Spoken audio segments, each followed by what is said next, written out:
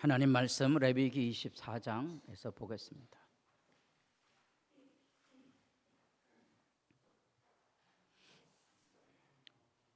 레위기 24장 10절입니다.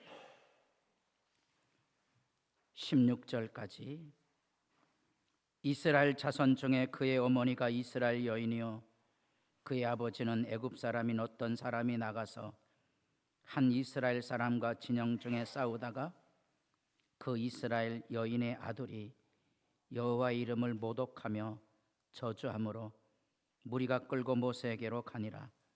그의 어머니의 이름은 슬로밋이요 단지파 디브리의 딸이었더라. 그들이 그를 가두고 여호와의 명령을 기다리더니 여호와께서 모세에게 말씀하여 이르시되 그 저주한 사람을 진영 밖으로 끌어내어 그것을 들은 모든 사람이 그들의 손을 그의 머리에 얹게 하고 온 회중이 돌로 그를 칠지니라. 너는 이스라엘 자손에게 말하여 이르라. 누구든지 그의 하나님을 저주하면 죄를 담당할 것이요 여호와 이름을 모독하면 그를 반드시 죽일지니 온 회중이 돌로 그를 칠 것이니라. 거류민이든지 본토인이든지 여호와 이름을 모독하면 그를 죽일지니라. 아멘.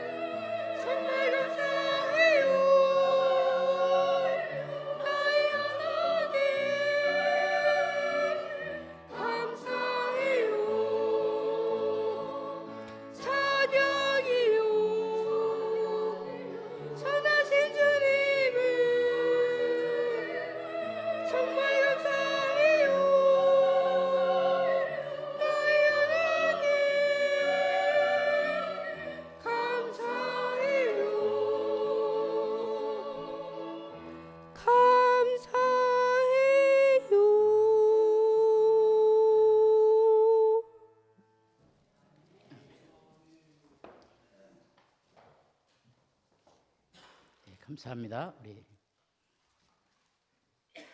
하영이를 위해서 한번 격려의 박수를 보내주시죠.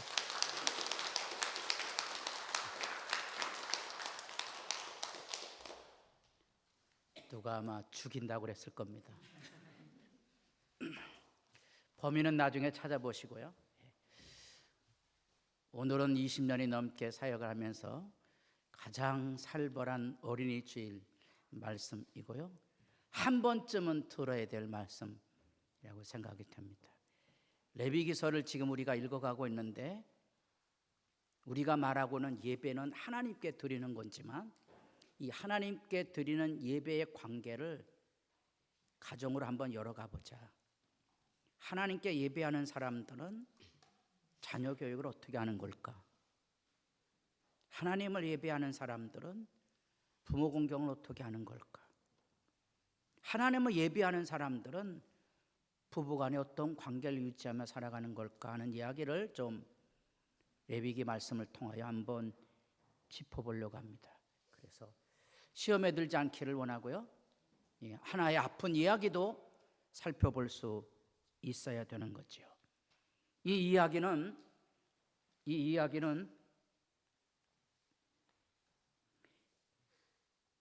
이 레위기 정결 단락 안에 있는 말씀인데요.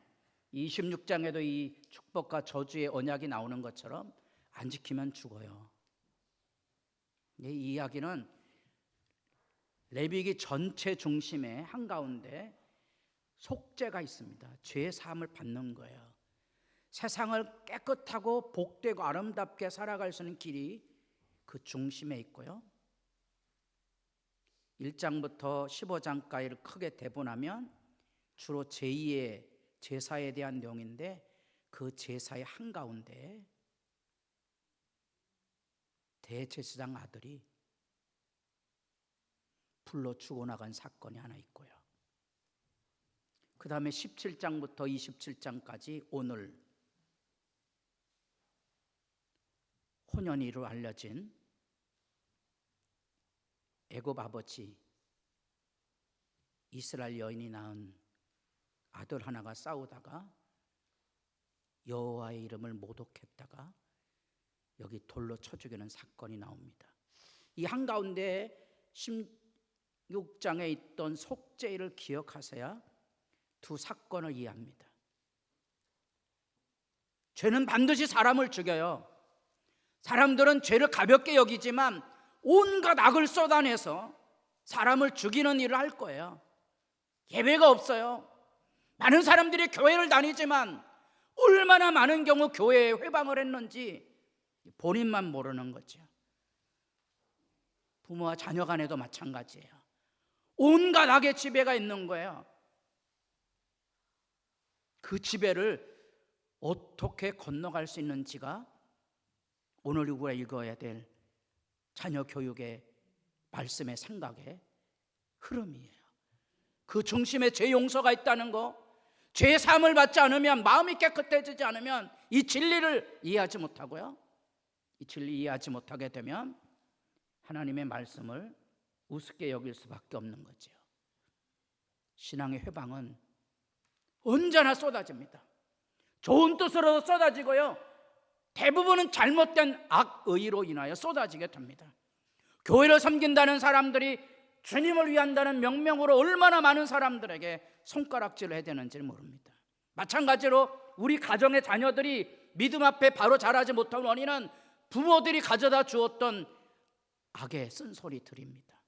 신앙을 회방하게 한 거죠. 그래서 무너지는 거고요.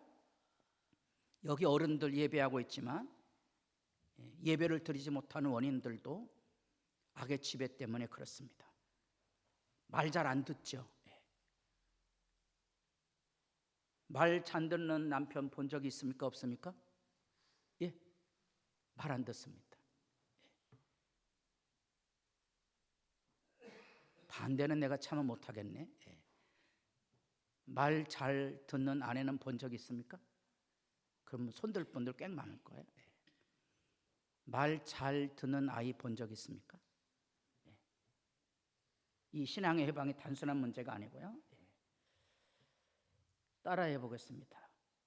이토 히로부미 안전권을 쏟아. 자다가 오신 분들은 이게 뭔 말인지 잘 모르는 거예요.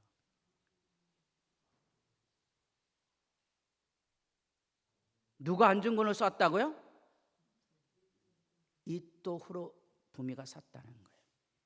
여기 원작 이태진, 조동성 씨 다 이 안전권을 연구한 학자이고요, 관계가 있는 분들이에요. 이분들이 역사적인 자료 안에, 그리고 안중근 가정의 아픔을 들여다보고 쓴 책의 이름이 이거예요. 놀랍죠? 사실은 안중근이 1909년 하얼빈에서 이또 히로부미를 살해했습니다. 그러나 30년이 지나서 일제 방문사 서울에 대단히 절을 하나 지어놓고 그 절을 축하하는 자리에 누가 나오는 거 아니? 안중근의 아들이 나옵니다. 안중근의 아들. 이 아들이 자기 아버지가 잘못했다는 사죄의 이야기를 합니다. 그래서 안중근의 사역은 완전히 무너지게 됩니다. 실제로 있었던 이야기입니다. 그것에서 우리가 만나는 아픔이 그것입니다. 안중근의 큰아들은 아마 7살 때 독살 당했다는 것이 일반적인 얘기고요. 이 둘째 아들 안중생이 그만 일제의 꼬임에 넘어가서 결국은 전 일본을 환호하게 하는, 자기 아버지의 잘못을 공적으로 고백하고 일본인들에게 사죄를 구하는 일을 했다는 겁니다.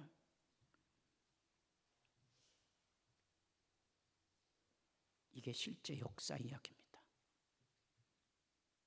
집요한 악의 실제는 지금도 믿음뿐 아니라 건강한 생각을 하고 살아가지 못하도록 우리를 지배하고 우리를 끌고 가고 있다는 거예요. 우리의 자녀들을 하나님의 말씀으로 119, 우리가 지금 새벽마다 읽어보고 있는 시편 119편처럼 하나님의 말씀을 심어서 하나님의 말씀 앞에 바로 서지 않으면 이 신앙의 회방운동 앞에 견뎌낼 자녀는 없다는 거예요.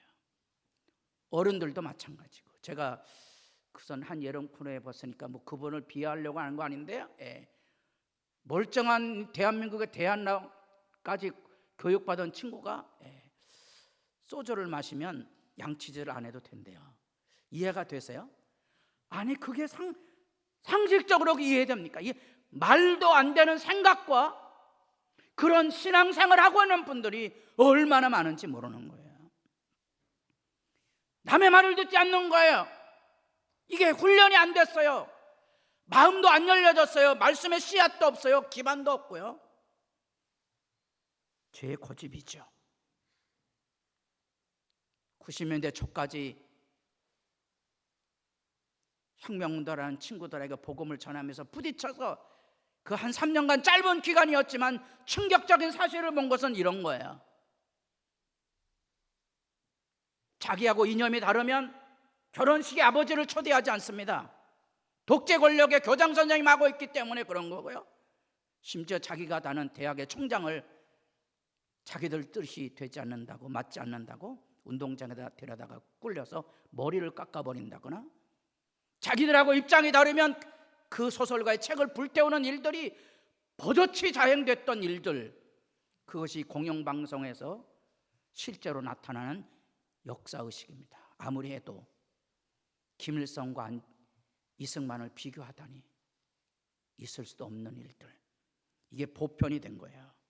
여기 지금 10장 6절에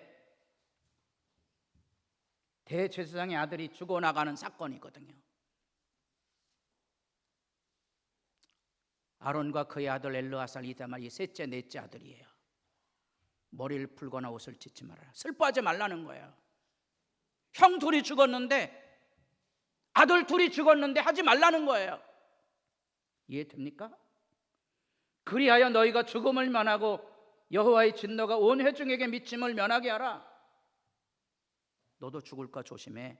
말 잘 들어. 이게 예배가 출발된 레위기서의 속죄일의 좌우편에 나오는 첫 번째 좌편의 사건입니다. 왜 이럴까요? 이게 이 세상을 살아가고 있는 하나님의 백성이 얼마나 중요하게 하나님의 말씀 앞에 서야 하는 사실에 대한 고발이에요.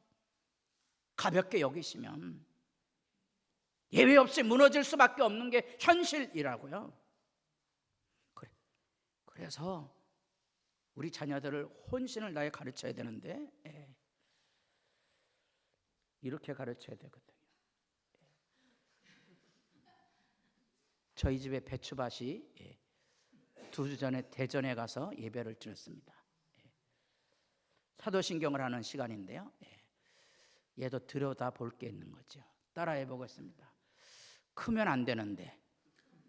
크게 해보겠습니다. 크면 안 되는데. 얘도 이제 잘 커야 되는데 크면 말 들을까요? 안 들을까요? 예? 안 듣겠죠. 다 아시죠? 이게 예배라는 거예요. 이게 예배되는데 오늘 내가 내게 명하는 이 말씀을 너는 귀담아 들으셔야 돼요. 벌벌벌 떠셔야 돼요. 그리고 네 자녀에게 부지런히 어떻게 앉았을 때든지 길을 갈 때든지 누웠을 때든지 일어날 때든지 이 말씀을 강론하라. 가르치라는 거예요. 하나님 말씀 가르치지 않으면, 하나님의 말씀을 심어주지 않으면, 그게 자녀일지라도 성도들일지라도 교회를 30년씩 다녀도 하나님의 말씀을 마음에 새기지 않으면 악의 희생양이 되는 거예요. 누군가에게 눈물을 뻗고요, 고통을 가져다 주고요, 교회 한 귀퉁이를 허물어버리는 일들을 아무 양심의 가책도 없이 자행하고 말 거거든요. 대한민국 위기라는 이야기들을 벌써 4, 5년 전부터 세계 경제 정치학자들이 다 고발하고 있어요. 조심해야 된다고, 조심해야 된다고, 나락에 떨어질 수 있다고. 우리만 태평한 거예요. 왜? 누구도 진리의 귀를 기울이는 법을 알지 못했던 거고요, 교회도 듣지 않았던 거예요. 교회도 자기들 대통령을 말했던 거예요. 정당한 논쟁을 할 수 없는 비극적인 사회, 그 사회를 새삼 생각해 보면서 우리 자녀들 어려서 잘 가르치지 않으면 일단 술, 담배 하기 시작하면 교육이 끝난 거죠. 대책이 없어요. 단지 술, 담배만의 문제가 아니에요. 신앙교육의 기본도 배우지 못했어요. 교회는 다니지만요, 신앙의 기본이 안 돼 있어요. 왜? 하나님의 말씀을 마음에 새기고 그 말씀이 마음에서 마음으로 울림이 돼서 교육이 되는 건데, 울림이 되지 않으면 교육이 안 되는 거예요. 그러면 어떻게 가르칠까요? 오늘 이 얘기는 좀 살벌한 얘기죠. 그래서 성경에 이런 이야기들은 하나님의 말씀이 아니라고 잘라버리고 싶은 구절들 중에 하나예요. 어떻게 살아계신 하나님이, 사랑의 하나님이 하나님의 이름을 못 어겼다고 돌로 쳐 죽이느냐? 고대 사회라는 생각을 하시고요, 첫째는요. 두 번째로는 왜 이 말씀을 기록했는가에 대한 하나님의 의도를 생각하면서 이런 것들을 살피셔야 돼요. 고대 사회는 지금처럼 자녀들을 끌어안고 지낸 사회가 아니고요, 이 어린이들을 낳았지만 우리나라도 이제 돌 같은 거 있잖아요. 100일. 왜요? 100일이나 돌까지 사는 아이들이 그렇게 많지 않았던 거예요. 근데 요즘은 대부분 살잖아요. 그럼 오늘날에는 100일 잔치, 돌잔치 하면 된다 안 된다? 그거 할 필요가 없는 거 다 사는데요. 옛날에는 막 자녀를, 죄송한 표현으로 한 타씩 나가 10명씩 나면 그중에 2, 3명은 다 잃었거든요. 심지어 많은 가정은 절반을 잃는 가정도 봤어요. 그럴 때는 아이가 100일이 지났다는 거, 돌이 됐다는 것은 굉장한 희망인 거거든요. 고대 사회에는 그렇게 유아 사망률이 높았고요, 그때는 지금처럼 자녀를 생각할 만큼 경제적인 여유가 없었고요, 그냥 당장 먹고 살기 바빠서 자녀를 키울 여력이 없었어요. 그리고 그 두려움 때문에 심지어 자녀를 우상신에게 드리는 일들도 일상으로 했어요. 이런 고대 문화를 모르면 이런 말씀이 이해가 안 되는 거예요. 아브라함이 하나님께서 자기 자식을 잡아서 번제로 드리라는 말씀에 순종했다. 하나님이 그런 하나님이냐? 그런 고대 사회 안에 있는 문화에 대한 뭘 이해고요. 두 번째로는 왜 하나님이 이 말씀을 기록했냐는 거예요. 다시 말하면 말씀 잘 가르쳐야 된다는 거예요. 그렇지 않으면 악의 회방으로 너희 가정뿐 아니라 사회가 무너진다는 거지요. 요즘 이제 여러분 길거리 다니시다가 다른 사람 자꾸 쳐다보지 마세요. 큰일 납니다, 여러분. 이 교회 옆에 여기 아이들 한때 여기 와서 열심히 담배 피더니 요즘 안 보이대. 우리 권사님이 여기 애들 와서 막 담배 피고 술 먹고 그래요. 제가 그래서 권사님이 아무 소리 하지 마세요. 큰일 납니다. 왜요? 교육이 안 돼 갖고요. 우리가 지금 정치, 우리나라에서 최고 학벌 나온 놈들이 정치 가라고 앉아 갖고 법도 안 지키잖아요. 자기들이 법을 안 지켜. 자기들 멋대로 법을 바꾸는 거야.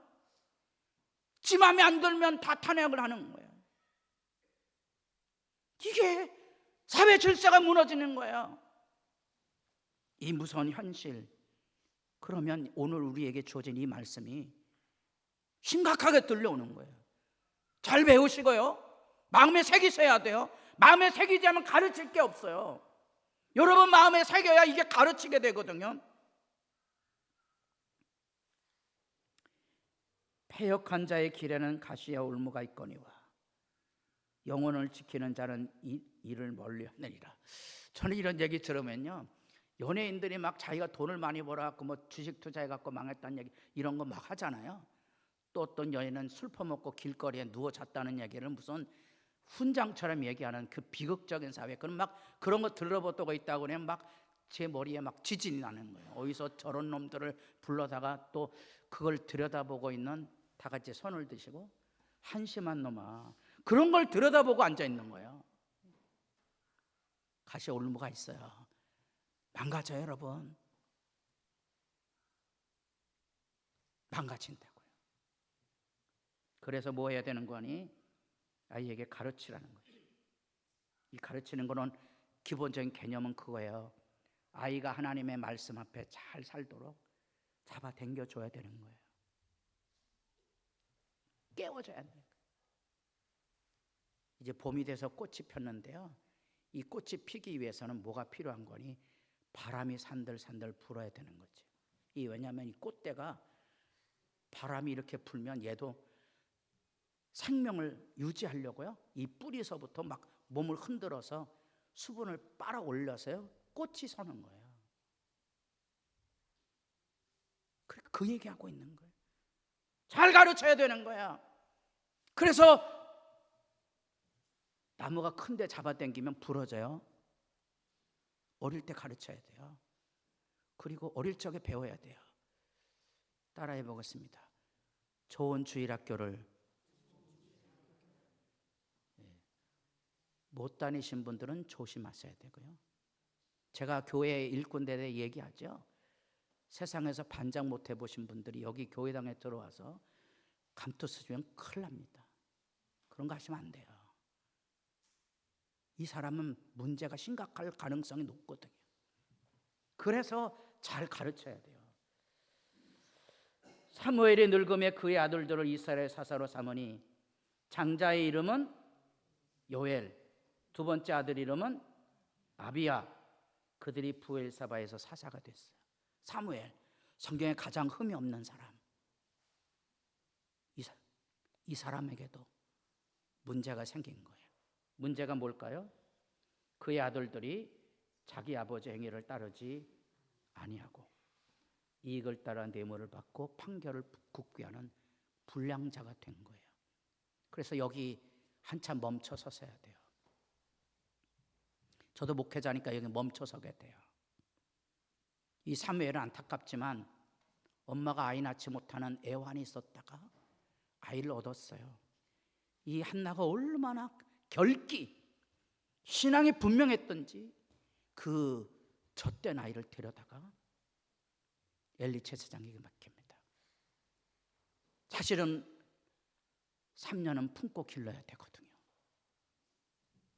그 아이를 낯선 제사장 집에 갖다 맡긴 거예요. 이 사무엘은 어려서 엄마와 아빠 더불어 자라나는 성장의 아름다움을 몰랐겠지요. 두 번째, 세대가 하도 어려워서 혼돈기약이었거든요. 사사시대와 왕정으로 넘어가는 길목에 서서 하도 사회가 어지러워서 사무엘이 돌아다니며 혼신을 다하여 하나님의 말씀을 전하다가 보니 뭐가 안 됐겠어요? 자녀 교육이 안 됐을 걸 그냥 추정을 해보는 거예요. 그래서 멈춰서라는 거예요. 가끔 자녀 이렇게 생각하면 눈물이 쏟아지는 거거든요. 여러분들이 자녀 이름을 부르는데 눈물이 쏟아지지 않으면 강팍하신 분이에요. 자녀 교육 끝난 사람이에요. 이 사람 신앙교육 못한 사람이에요. 저도 자녀들이 말 안 들으면 이제 두들겨 팬 얘기는 다음에 했겠고요. 첫 번째가 뭔가 하니 우리 큰딸은 할머니 손에 어린 시절을 지냈거든요. 아픔이 클 거거든요. 우리 둘째는 이제 대학을 졸업하고 군대를 마쳤을 때 대부분의 상황에는 이제 한 1년 쉼일 수 있는 텀을 가지고 있는데 이 아이는 그걸 못한 거죠. 신앙의 또는 세상의 넓이를 경험하지 못한 그 긴급함이 있거든요. 그래서 이름을 부를 때 눈물이 나는 거죠. 언젠가 내가 아니더라도 하나님이 사랑을 부어주시고 내가 아니라도 하나님이 인생의 깊이를 생각할 수 있는 교육의 시간이 필요하고요. 그래서 적금을 부어서라도 내 딸에게는 사랑의 경험을, 우리 아들에게는 신앙의 여정 경험, 세상을 바라볼 수 있는 교육의 시간이 필요하다고 느껴지는 거예요. 이게 여기에 나타나고 있는 어떻게 가르칠 건가 이 얘기예요. 여러분 교회를 다니십니까? 이름을 불러주실 때 눈물이 나셔야 되는 거죠. 왜요? 교육받아야 될 때, 기도해야 될 때, 봉사해야 될 때 신앙 교육이 안 되신 분들, 이게 이제 지 마음에 안 들면 이렇게 회방하고 뿌디꼈거든요. 그때 잘 생각하셔야 돼요. 결국 이래서 이 아들들도 사무엘의 역사를 지키지 못하고 망가진 거예요. 오늘날에도 우리가 기억해야 될 신앙의 질문이 여기에 있다는 거예요.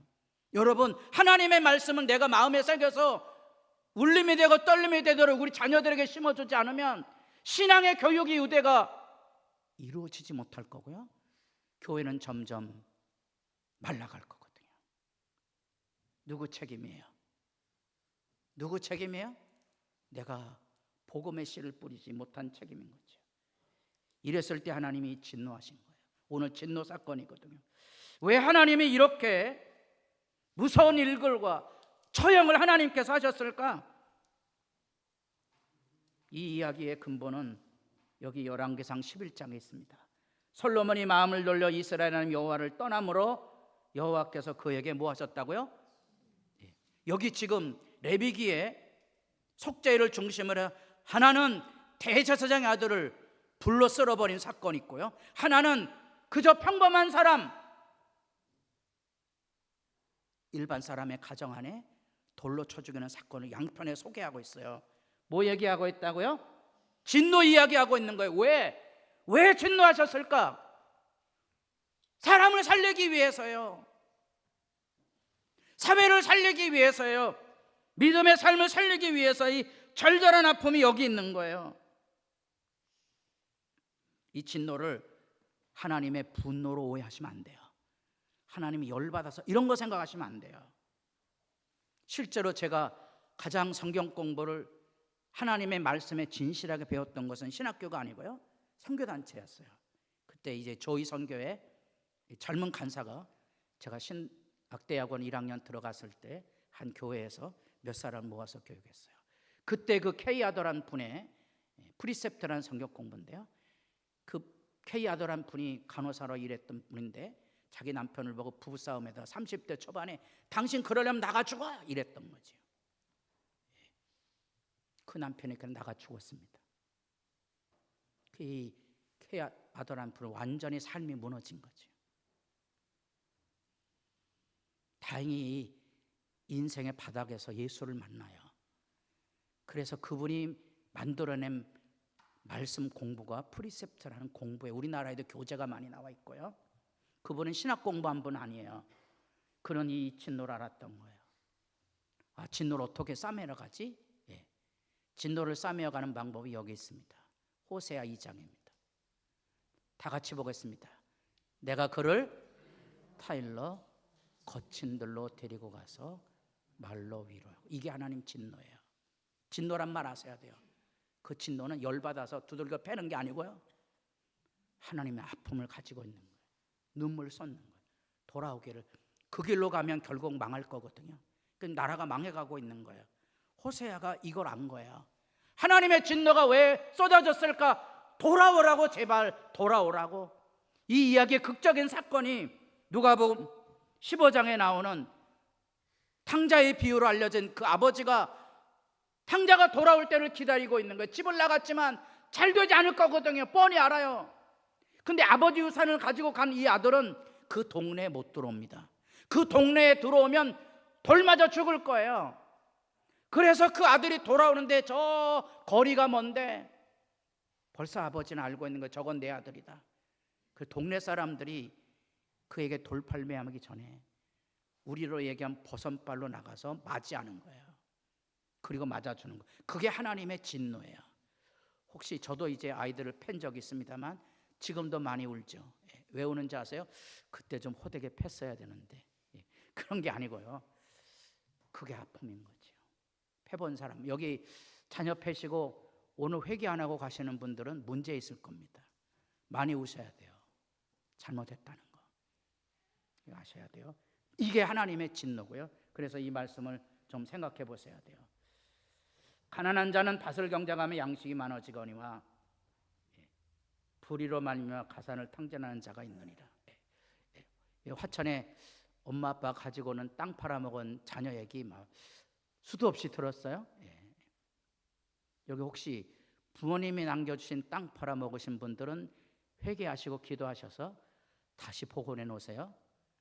아멘 하셔야 돼요. 목사님, 나는 부모한테 물려받는 거 없어요. 이런 분들 만들어 놓으셔야 되고요. 다 같이 보겠습니다. 매를 아끼는 자는 그의 자식을 미워함이라. 자식을 사랑하는 자는 근실히 징계하느니라. 여러분, 애들 패면 경찰서 갑니다. 우리 손자가, 이 파바데 손자가, 제가 등짝을 한 대 때렸더니 아버지, 아니 할아버지, 애들 때리면 경찰서에 잡아가요. 누가 가르쳤냐 그랬더니 학교에서 가르쳤대요. 아, 살벌해라. 왜 성경은 이 얘기를 했을까? 이게 우리가 가지고 있어야 될 아픔에 대한 얘기예요.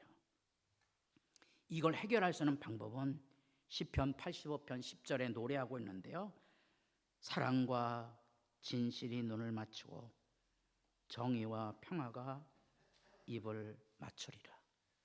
사랑은 하지만 정의, 매질하는 그 아픔을 마음에 품지 않으면 맹목적인 사랑이 돼서 자녀 망가질 거고요, 승질 따라 자녀를 패면서도 사랑이 없는 사람들은 폭력과 비난에서 벗어나지 못할 거예요.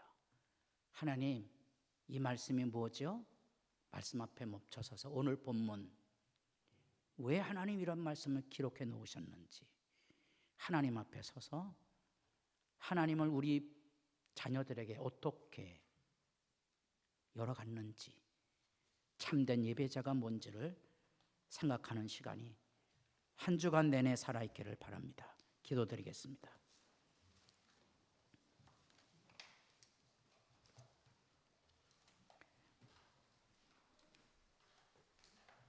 자녀 때문에 눈물을 쏟아야 하는 시간,